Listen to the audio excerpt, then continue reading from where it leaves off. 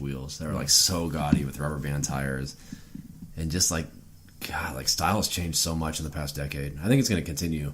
Like, I think this low style thing is going to be a little bit longer, and then we'll move on. That's when you asked me last time, you're like, what's going to be the next fad in drifting or in cars in general, really? And honestly, I couldn't tell you, because it's like, what is left to do?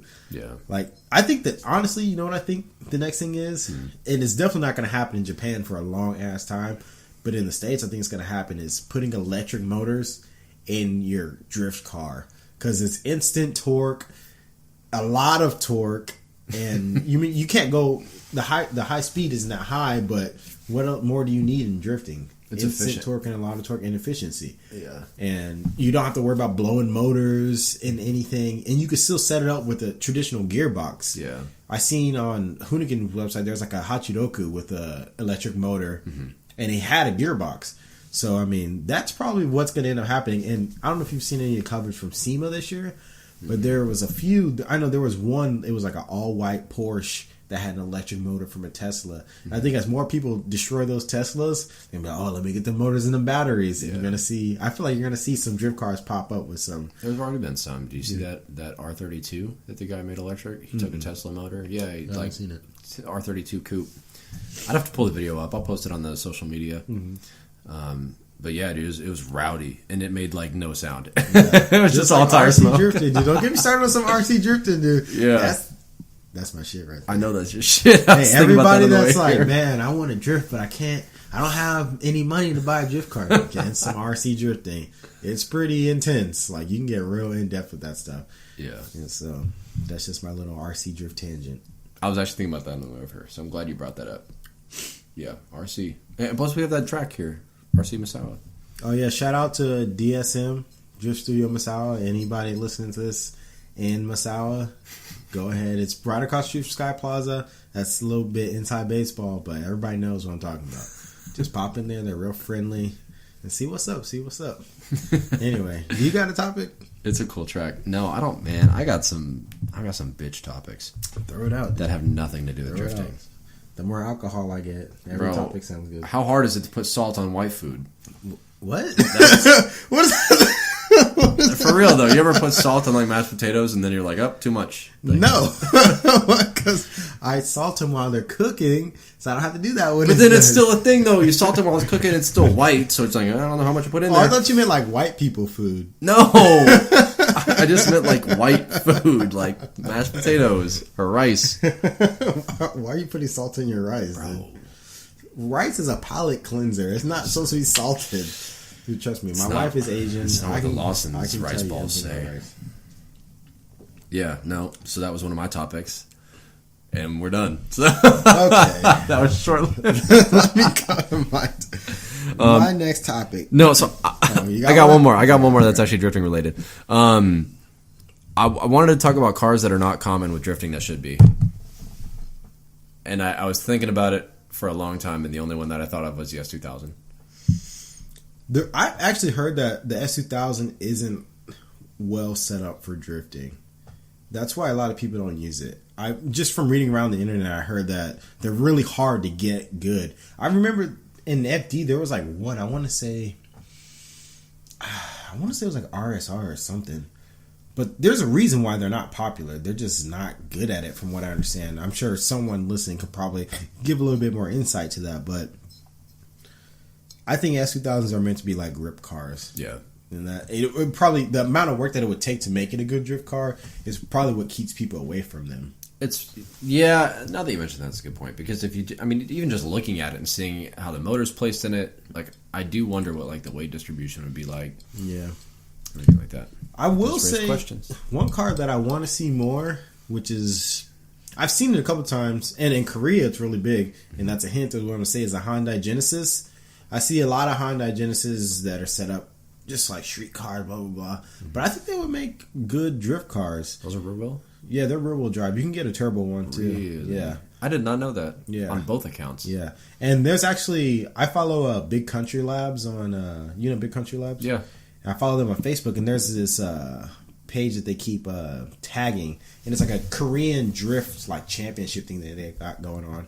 And having been stationed in Korea, I would have never known there was a drift scene in there at all. Like, I seen the odd Genesis here and there. Mm-hmm.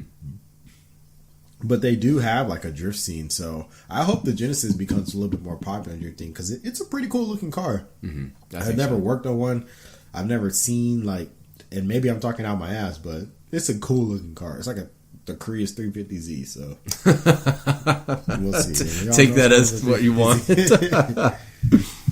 Yeah, no, I hear you, man. And that brings me to my next topic. Yeah, what's up? What is the next S chassis? What is the next car that people will destroy? And when you find a stock one, you're like, oh my god, a stock fucking Blink. I remember when I was in, where was it? I think we were in Sendai, and I saw a stock, completely untouched S13. Like 100% stock. In my mind, almost exploded. that car, whoever owned that car could probably flip it for so much money. Yeah. Like in the States, if they export it to the States, I can't even imagine. So what is the next car that's going to hit that status of the car everybody wants to get into drifting? And I think last time we mentioned the 350Z, which is right now, it's starting to get into that period where everybody wants one. Yeah. Because they're cheap, rear wheel drive, in a V6. Yep. So VQ35s. That's pretty good. I want to say, I'm going to throw out there the Mustang. I want like 05 Mustang. What body? Oh, you're talking like what's his face drives it? Chris Fix. Maybe I've been on this page, but I don't know. But I think that Mustang. I'm still in this beer since you're not gonna have it. I'm gonna drink it. Dude, you said I gotta chew on it. Just let me taste it. Okay, right. You can drink it. So before we start on this, Darius has never had a beer before in his life. How old are you?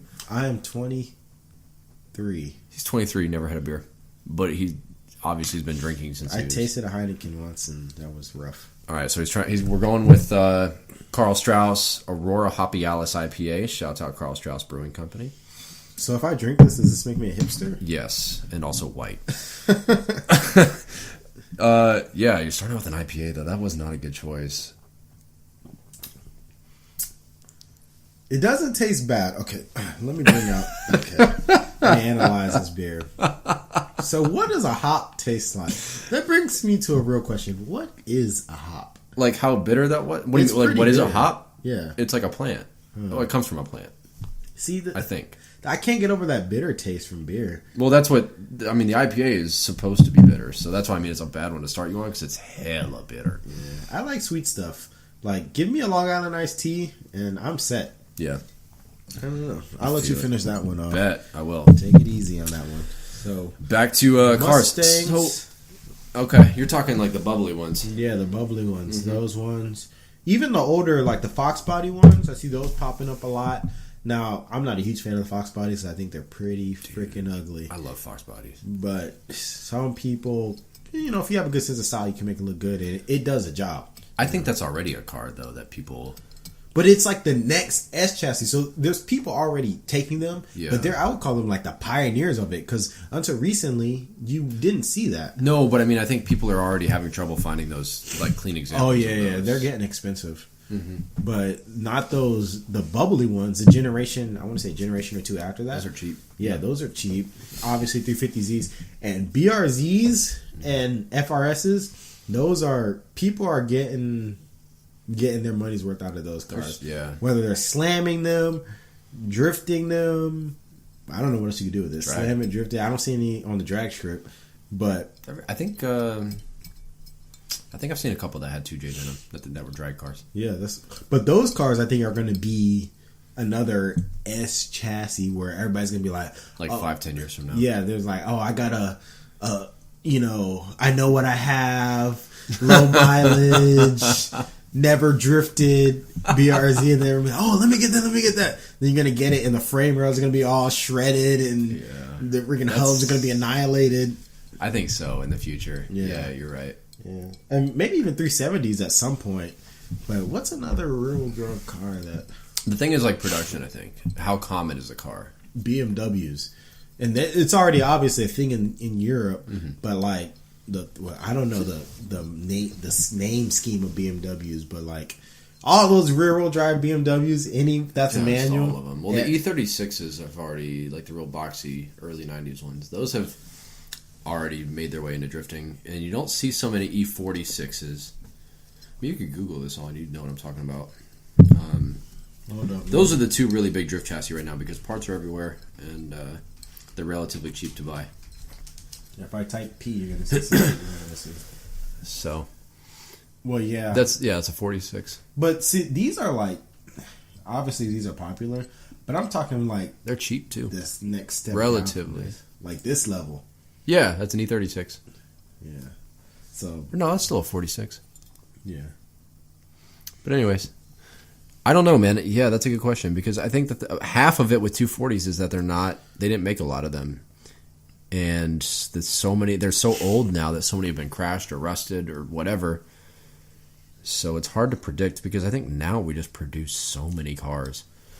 Yeah, there's a lot of development nowadays going into cars, but it's kind of a lot of the mystery is going from drifting. I think so you get this fad that's coming out of Japan, which is drifting, and everybody wants to know how to make their car do that. Yeah, the best way. But now we already know.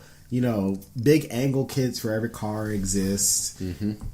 A V8 swap for every car exists. Like, the formula is pretty much figured out. Like, throw some bulletproof engine in it, huge angle, and you're good to go. Hydro e-brake. I'm not a huge fan of the hydro e-brake. I'm not either. It's probably efficient, but it just looks so ridiculous when you, like, throw this big-ass thing in there. I just don't like it because I'm a hater. Like, I know they were good. I'm hating.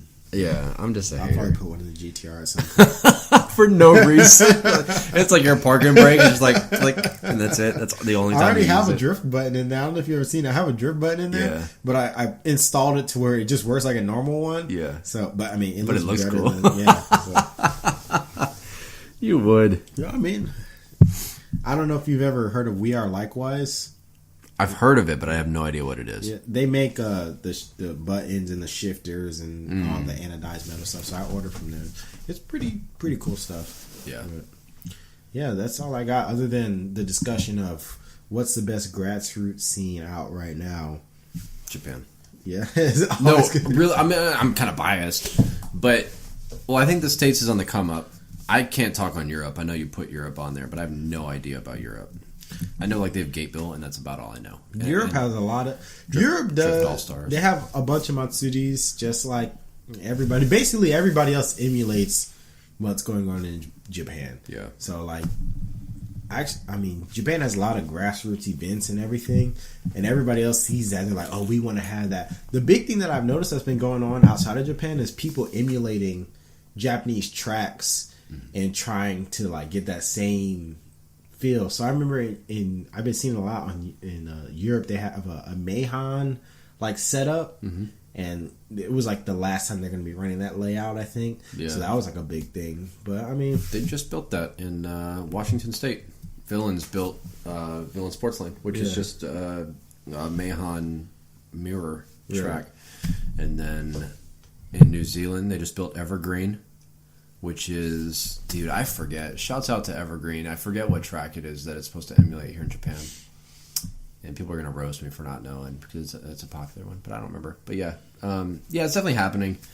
I think the only thing that Japan has that most other countries don't is tracks that are open almost all the time. Not up here. MSP. When do they close? Like one day a week. But I mean, for the season, they don't. They don't. I mean, they do drift like winter drifting. Yeah, I mean, so long as you can get your car on the track, they will let you drive.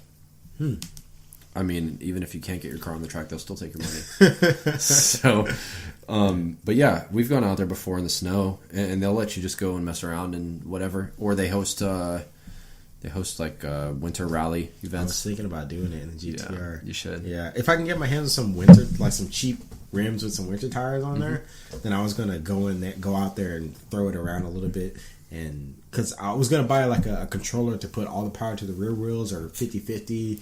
So I really want to do that. I was gonna go to ASP this weekend, but they closed for the season. They closed for the season like 2 weeks ago. ASP, for those that don't know, is Aomori Speed Park. It's about an hour north of us. That's another big road course in northern Japan up here. Yeah, I've definitely been trying to get into more road racing because